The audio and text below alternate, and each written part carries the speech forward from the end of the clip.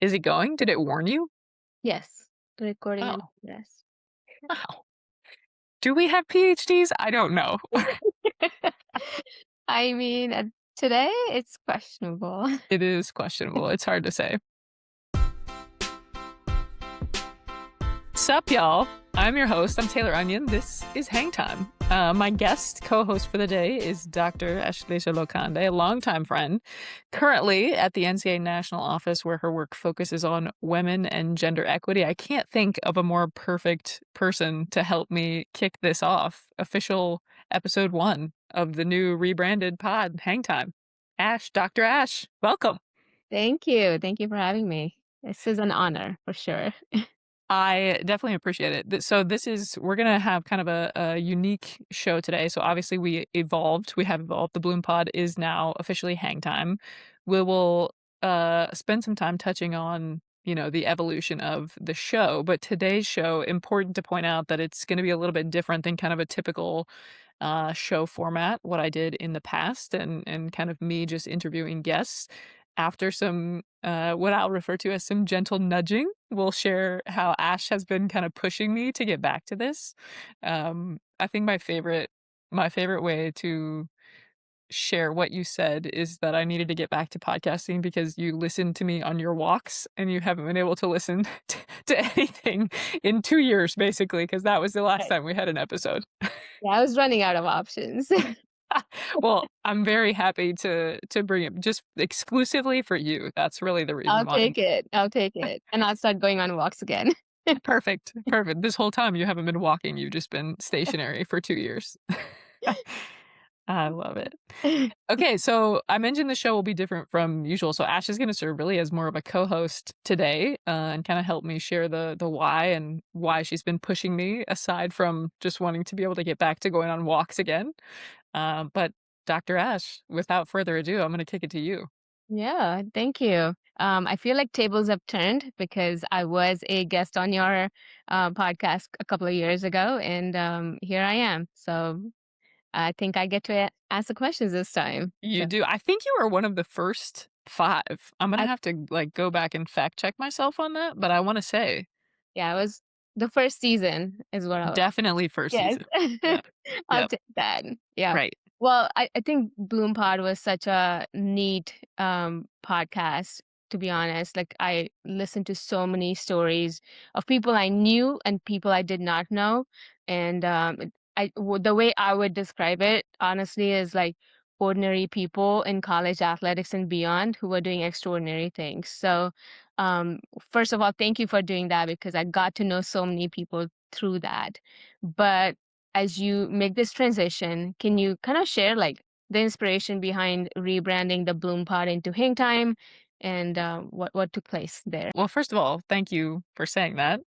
I, mentioned so I had a blog post that came out last well, this is Sunday, I should say. I'm not sure when I'm gonna get this published, this episode, but this is a Sunday night, so the previous Friday is when the official announcement, I guess, came via blog post, about the rebranding, and I shared a little bit in there about kind of why, but I think the biggest things for me with the Bloom Pod, it came at a time I'd been thinking about it for a couple of years when I launched it, and it came at a time started when we were all feeling super isolated, and so to have this opportunity to, use essentially my commute time, the time that I was no longer driving back and forth to work, as a time to connect with people and, get to know their stories and what are you doing, who are you outside of essentially what you do in the workplace, and what are the cool things that you're chasing after, I think was a really, um it was a fun way to spend time and a nice creative outlet. I think the other piece of it for me, which I also mentioned in that blog post, was it came at a time the Bloom Pod happened at a time when I needed to practice interviewing for my dissertation research and get into a space where I wasn't I think so many times when we're interviewing someone, whether you're interviewing them for a job or otherwise, it's so easy to get caught up in kind of this space where you're like, you ask a question and then you kind of listen to the answer, but you're really focused on what you have to say next.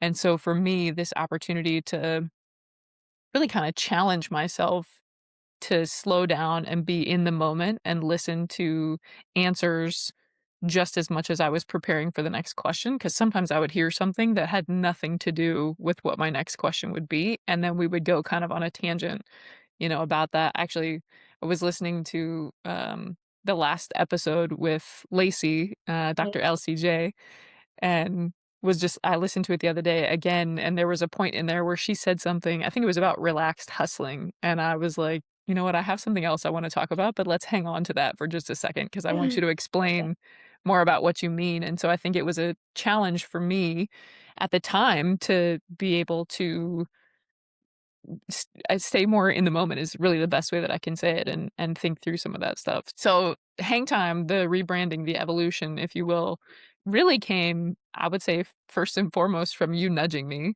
And I think it started before Women Leaders, which was in October of 24, but I know we spent a lot of time in Baltimore talking about that. I think that's actually where you Right. told me that, you were listening to me on walks, and that's why I had to get back to it. That is Um, correct. Yep. right. But I think the thing to me that really, kinda lit a fire under my butt in terms of wanting to dedicate free time back to getting into this was you said something to me, you texted me. Do you still have the screenshot of it?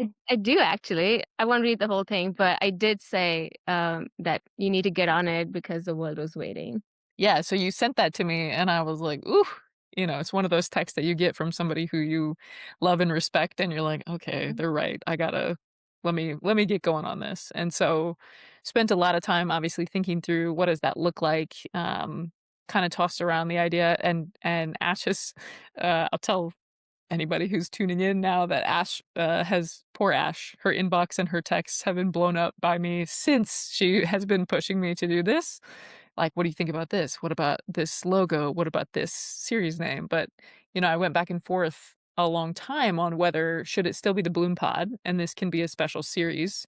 If you do go back and listen to that last episode with LCJ, you hear me talk about the next season is gonna be really different, and at that time, I thought that, let's see, 2 years ago would have still been within the window of the 50th anniversary of Title IX, Right. and my plan was to do a series that highlighted the history of Title IX. What did that mean? Essentially share some of my dissertation research, um, but it's taken shape kind of in a different way, and so I think the rebranding right now, comes at this time when women's sports are finally getting a lot of the attention that have deserved forever.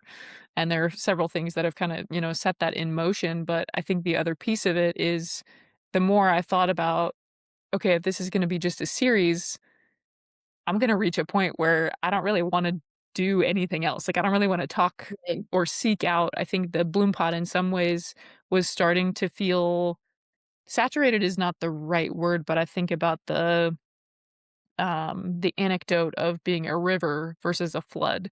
And I think a lot of ways the Bloom Pod had started to feel like a flood to me that there were we had entrepreneurs, we had I'm thinking of John Schertzer, who I think at the time was with the Society for Professional Journalists, and that was such an interesting conversation, but so different from the one I had with Marissa and Jeff Allen, who were the founders of the Cookie Society.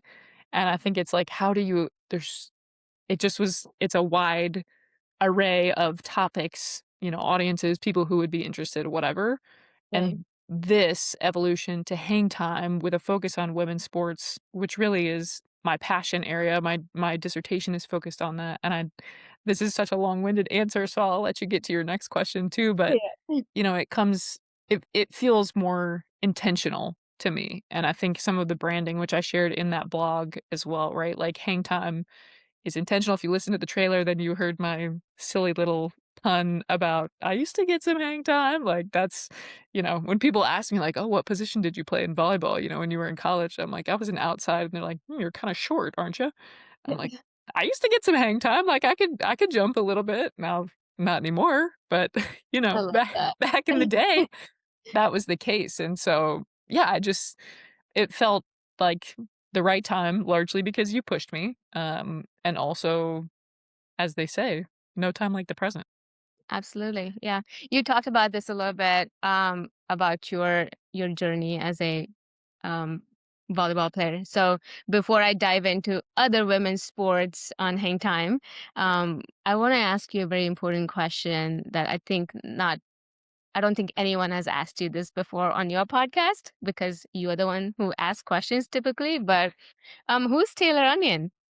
Who's Taylor Onion beyond the host of the Bloom Pod and now Hang Time? This is such a deep, uh this is a therapy session, Ash. You Right? we You gotta be told me to come up with questions, so I I had know. to. No, who is Taylor Onion?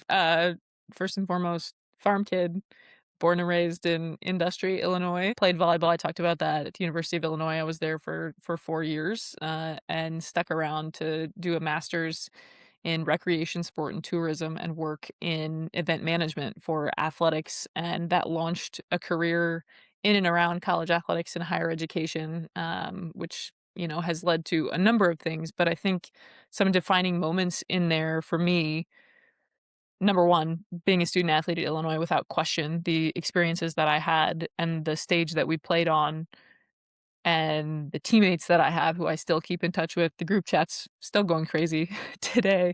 Yeah. Um, it just is it was such a magical time without question, and it has undoubtedly led to the person I am today. I think the experience I had there, and I actually can't even remember if I was still in undergrad or if I was in grad school, the SWA at the time at Illinois, it must have been senior year or my first year of grad school because I can't remember being aware of an SWA prior to that. And I remember when she came and spoke to our team, she was very intentional with us about what her role was. And it was senior woman administrator, not senior women's administrator, which is maybe one of Preach. my biggest pet peeves. Spoiler alert for everyone listening. Preach.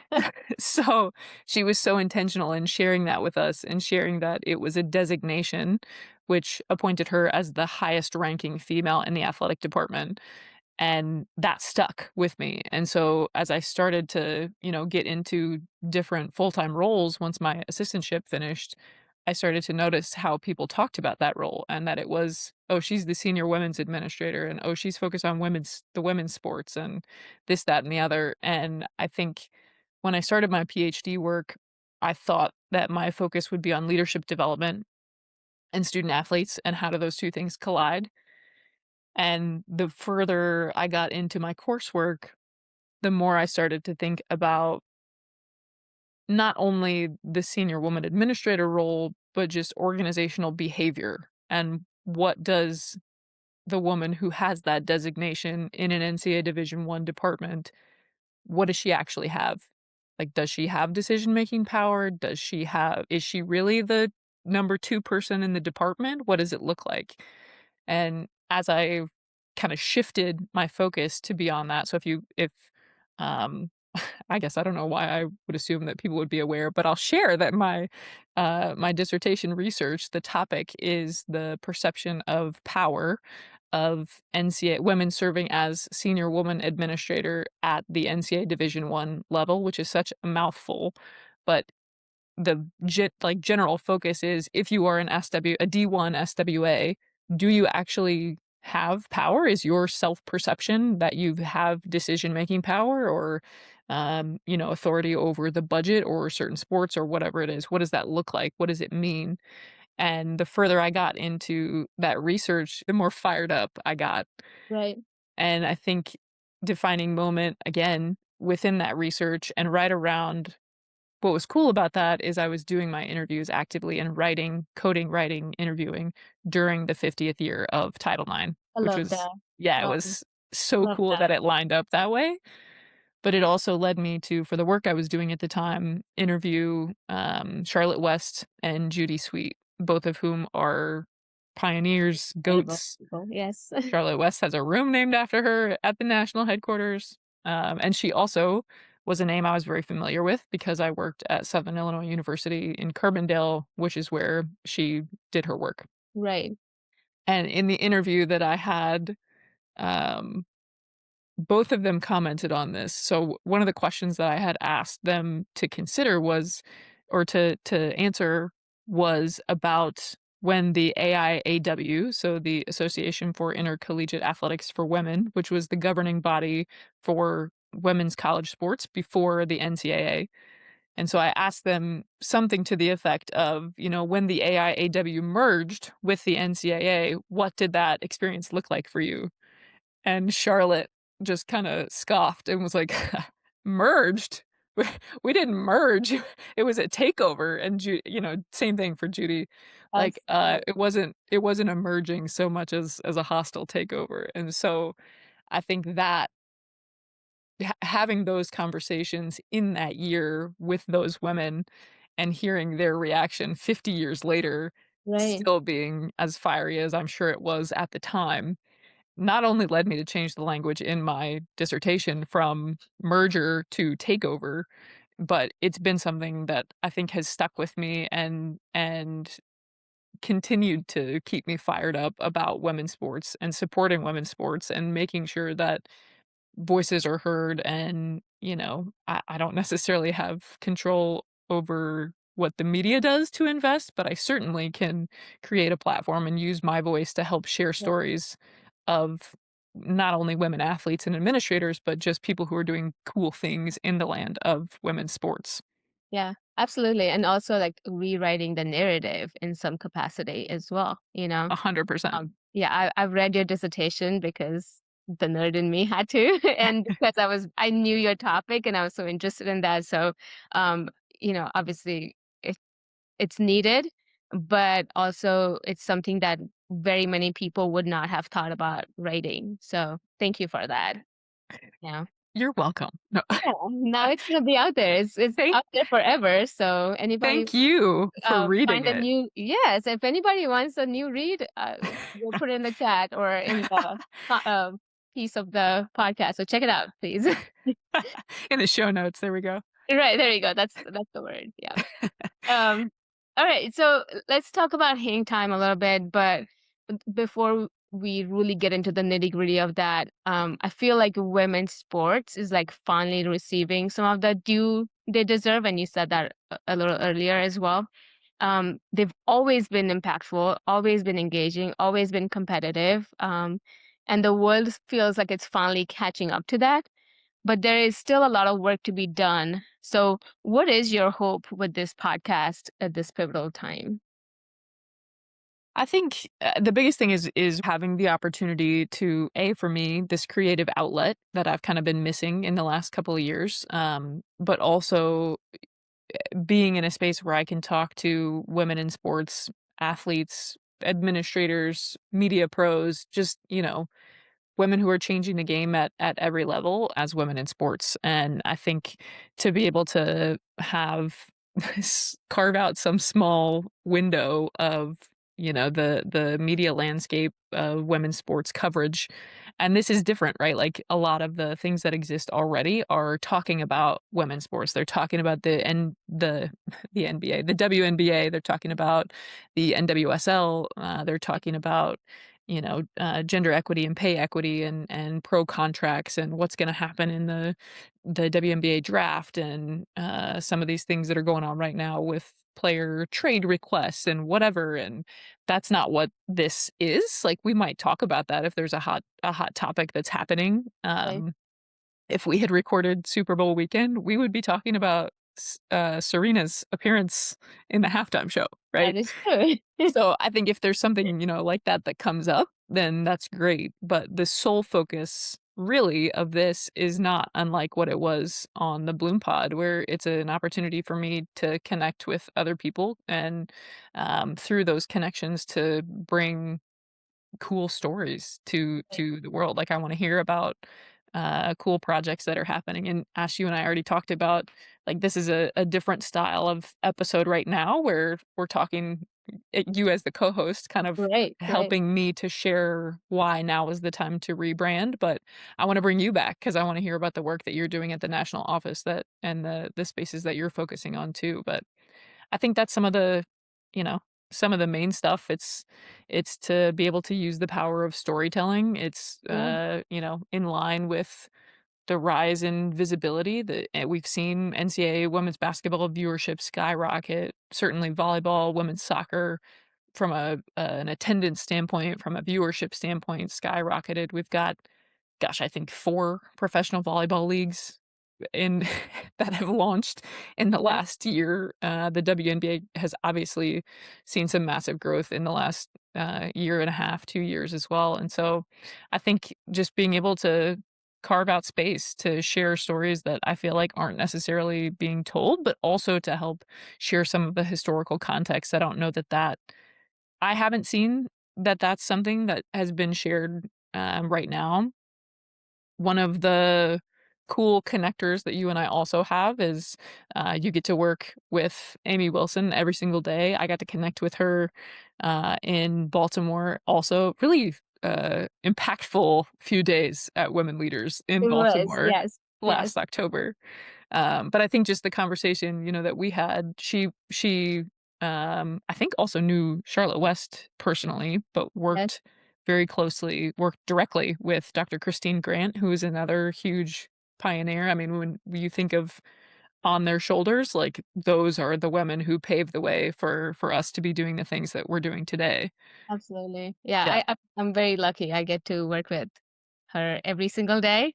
It was kinda cool because, the first time I saw her was, I was a part of the Women Leaders Institute of Advancement, and Mm. a part of that advancement, institute was a, um webinar with Amy on Title IX. It was our pre-work for the institute, and she was our speaker. And I just watched her speak on Title IX, and I was like, "Oh my gosh! Like, who is this person? I want to get to know her, right?" And you could just see that passion for Title IX in everything she said. And I was lucky because it was that 50th year of Title IX as well, and the Office of Inclusion had t-shirts, Title IX t-shirts that they had made. And so she was like, if anybody would want a t-shirt, email me and send me your address. And I'm like, I'm gonna email her because I want to get to know her. So I did that, and she sent me a really nice note, which I still have at my desk now. And yeah, I don't know if she remembers that. We talked about that since then, but that was my first introduction to her. And a year later, 2 years later, I was working with her. So it's been pretty neat. Yeah, Yeah, yeah. which is And I so mean, cool. we had a really neat time in Baltimore too, because um, I want to share that story if you don't mind. Yeah, please. Yeah. So at Women Leaders this past year, I got the um, Rising Executive Award for Sports Commitment, which Ooh, is a ooh. neat honor. Yeah, I wasn't expecting that, so that was really neat. But that same evening, my friend Alex Summer and I hosted a little get together for our common friends and our not so common friends as well. And Taylor obviously was there, and Amy was there as well. And one of the things that evening, it was like a bar by the water. It was super neat. It was a really neat venue. And she pulled me aside. We were like literally by the water, one step, and we were gonna be in there. And she pulled me aside, and she's like, "I want to give you something as a gift." And she handed me a pin, which I think I have it right here actually. And it was the AIAW pin from Dr. Christine Grant. Which is so, so, so neat. Like, I wasn't expecting that. So that night she gave me a pin. That was the AIAW pin, and that was one of Dr. Christine's Grant's pins from her, what she called her treasure box, that she gave Amy when Amy went to visit her. Um, when Christine was on her deathbed. And she told Amy that anytime a woman does something incredible for other women, I want you to hand these to them as like passing on the baton. And that was like the neatest thing anyone could have done. And Mhm, just being able to like take that and say, all right, like it's not just a honor, but it's also a responsibility now. mhm. That was really neat as well. I still have it. I keep it on tough days. I look at it, and Yeah, Yeah. the reminder because one of the things, Amy also says is that Christine would always say, is stay at the table. Even Mm. when things get hard, stay at the table. Yeah. That's always been really neat to have that as a reminder as well. But you got a chance to talk to Amy that evening as well. So I don't know if you want to share anything about that. Yeah, I mean, our focus of that night was you and celebrating you, but we had, yeah, a great conversation, and I think I hopefully it was a good enough conversation that she'll wanna join in. She certainly is on my dream guest list for hang time, so, Will be hopefully we'll get that there. going. Which brings me to my next question, actually. I'm the co-host today, but I'll be a listener tomorrow. So tell us, who can we expect on this podcast other than Dr. Amy Wilson? Right, hope fingers crossed, fingers crossed. I can't provide specifics on who will be joining at this time. This is, the space in life where I am is Ash and I made it here. We should have been recording some of the pre-work stuff. It took us 30 minutes to get to this point. We were questioning our sanity, our Wi-Fi, all the above.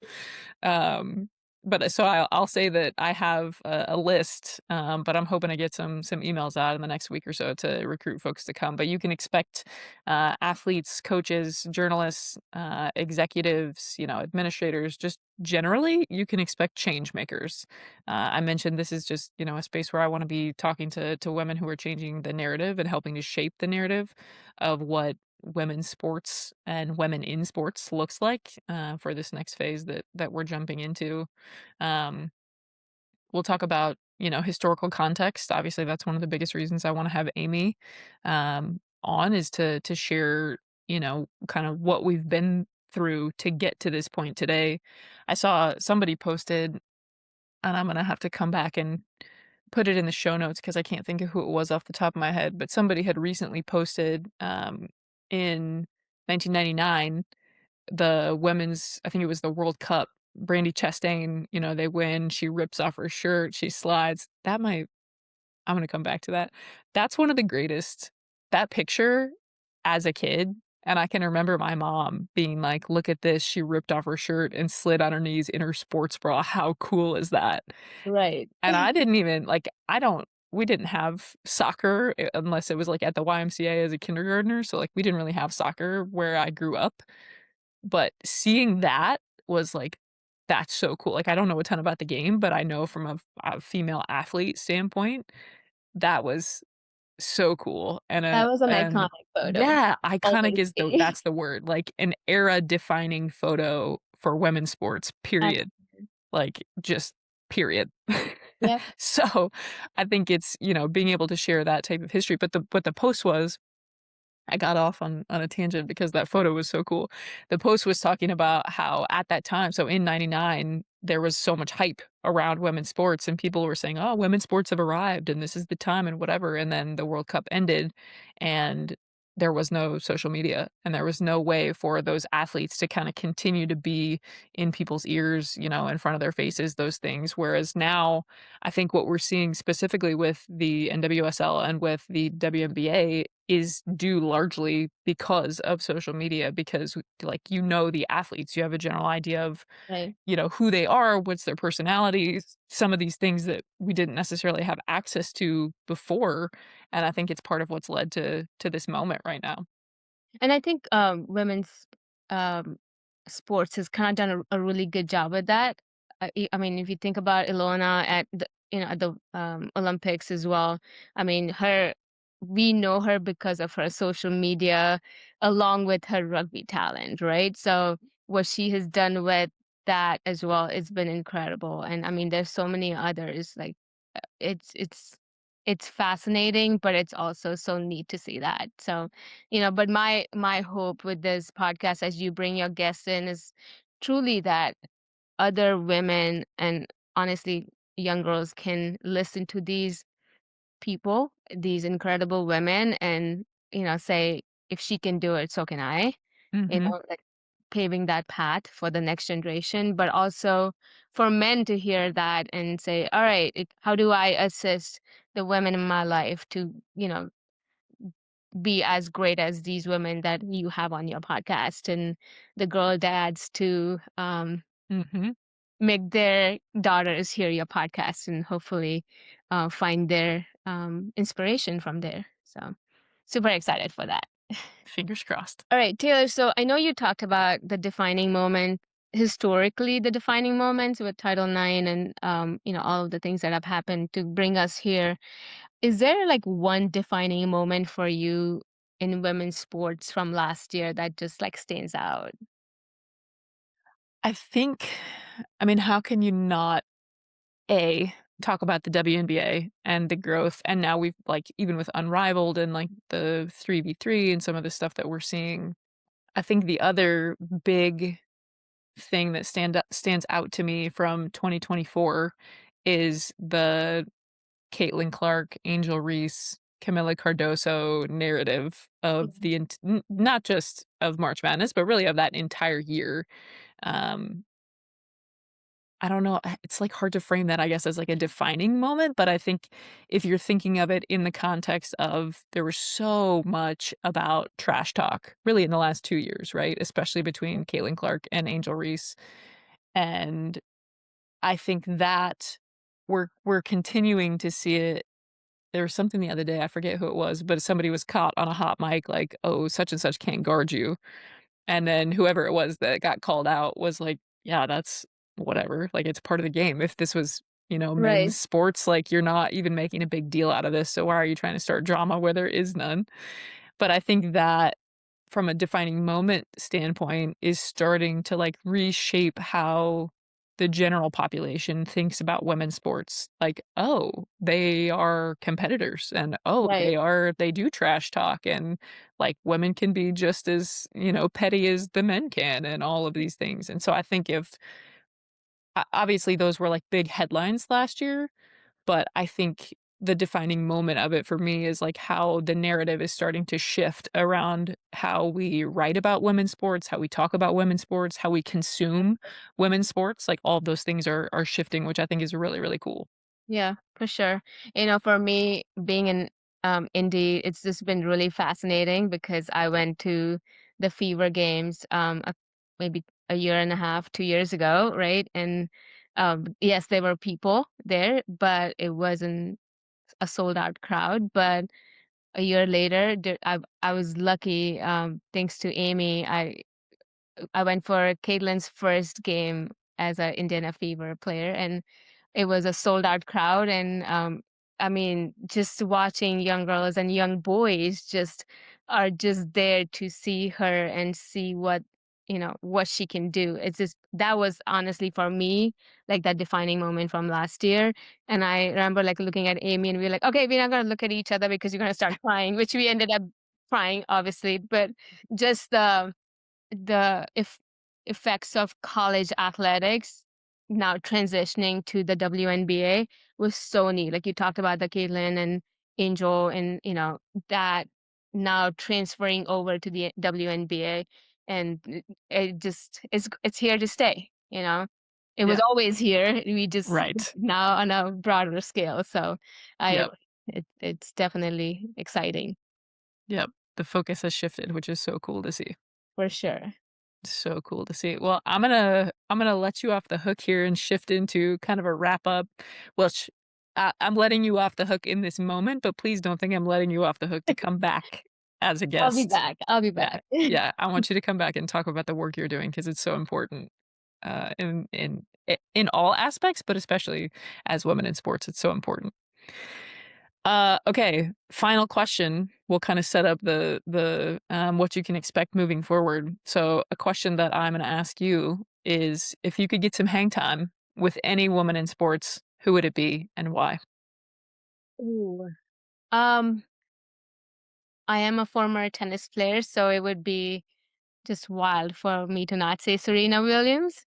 Mhm. So definitely Serena Williams because she's not just been a tennis player to me. She's just been someone who has been very true to her identity as a tennis player, as a woman of color, and just, I mean, what she did at the Super Bowl, like what was really fascinating that a lot of people did not talk about is she was almost reprimanded for that same thing in a different environment, and was celebrated in at the Super Bowl for that same dance, and same Serena. So Mhm.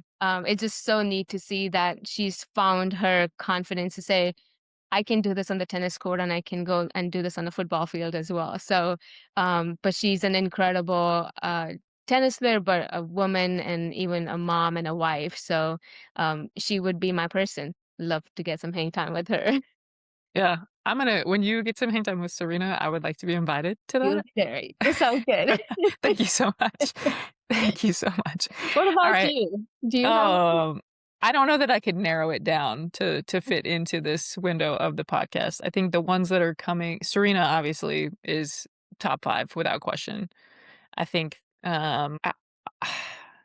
Billie Jean King has to be atop the There? list for me too because Yep. of historical context. I don't know. I'm, like, thinking of all the like, Diana Taurasi is on my mind because she just retired. Probably also top 5 would be Lisa Leslie and or Candace Parker. I told you earlier, when I was in 5th grade, we had to write down what our dream jobs would be. Mine was to either be a cartoonist, I was pretty into drawing cartoons as a child, uh, Love that. or to be in the WNBA, which, as you're well aware, did not materialize for me.